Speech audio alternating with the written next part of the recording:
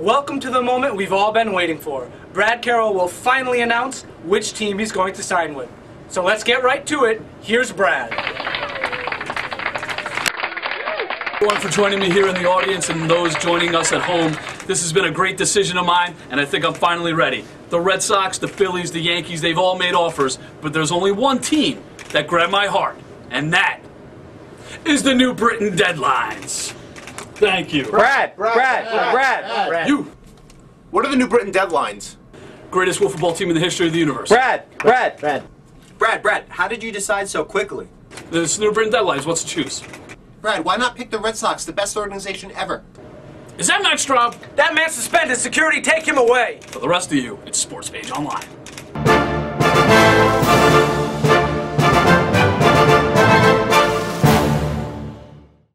Welcome to Sports Page Online. I'm Joe Fortunato. And I'm Evan Macy. Signing day has come and gone, and several football players from the area will be taking their game to the next level.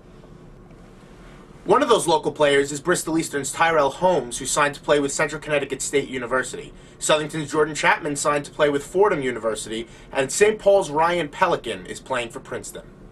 Berlin High School boasts a multitude of athletes moving on to play football. Mason Powers is headed to Sacred Heart. Joe Delaquilla is going to Marist. Ross Morgan is going to Southern Connecticut State, and Tevin Grant is headed to ASA Junior College in New York City. All this with Max DiLorenzo, who's headed to UConn. All the signing ceremonies that were scheduled for Wednesday will take place Friday because of the weather. And now let's go outside with Anthony.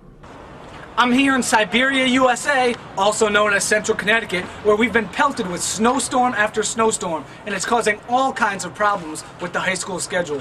Coaches, players, they can't get in regular practice routines, they're missing games right and left, and they're begging Mother Nature to please stop so they can get in their schedule. Someone needs to send her a kind message and hope she'll take some sympathy on us. But if you think it's any better in warmer climates, no such luck. Down in Dallas where the Super Bowl is, it's freezing cold too. And it'll be extra freezing cold for Pittsburgh, who will lose the game. Green Bay wins 20-17. And now here's Brad, who I'm sure isn't going to take Pittsburgh.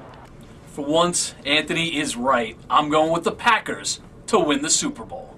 All right, guys. Well, I guess it's up to us to make our picks now. First of all, where are you going to watch the game, huh? I'm actually working. I'm not going to be able to watch the game. You're working on Super Bowl Sunday. Yeah, I'm working. Oh, man, I'm going to be in front of a nice big flat screen, and I'm going to watch the Packers slightly make it past the Steelers 21-17. Two defenses are going to clash, but Aaron Rodgers is the lifeboat that's going to keep them afloat. The Packers? I picked the Packers too. I guess that's a clean sweep from all of us. Now here's Brad with a special guest. We're joined today by Johnny Burnham, a sports writer for the Bristol Press. He's our UConn basketball guy here at the papers. Johnny, thanks for joining me today. Happy to be here. All right, UConn got off to a torrid start this season, but now they've lost 2 in a row. Not really a big deal. I mean, I think the big thing is rebounding. They're such a good rebounding team.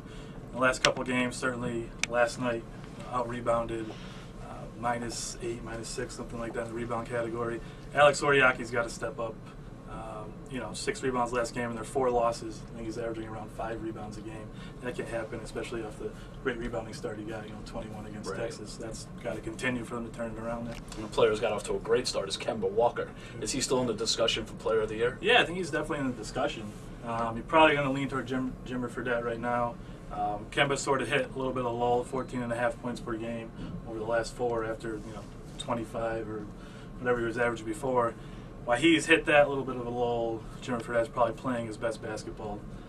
Something ridiculous, 35.8, 35.5 points per game over the last 4 games. But you play so many good teams like the Big East.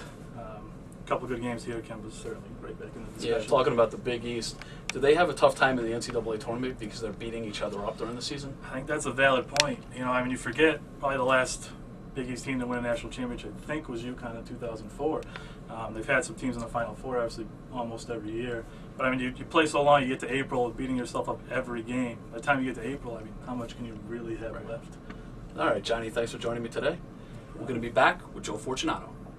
Thanks for joining us for this episode of Sports Page Online. Make sure to join us Monday when Brad goes one-on-one with Bristol Press sports editor Paul Angeli. Now here's Brad with one final rant.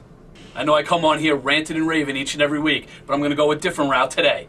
Mother Nature, I know what you're going through. I know some dude up there how to make you upset, to wreak the havoc that you've been wreaking lately. So on behalf of me, mankind in this world and the next, I apologize. Call me. That's it for Sports Page Online.